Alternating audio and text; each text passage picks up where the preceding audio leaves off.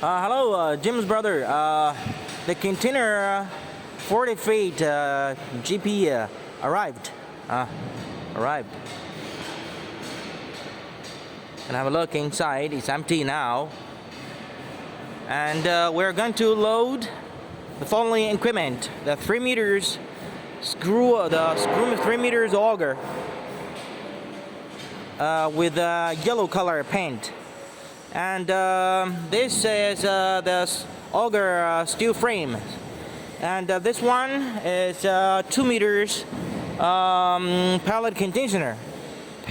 conditioner with belt drive. This is the electric motor for the pallet conditioner. Inside of this conditioner is like this.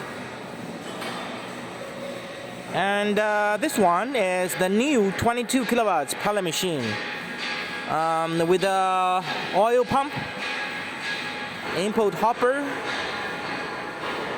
and this is the electric control panel for 22 kilowatts pellet machine. And this is the frame for pellet conditioner, 2 units. 2 units frame for pellet conditioner. Okay, and these are 20 units dust collector, 20 units, 10 units 220 single phase, and 10 units 380 three phase.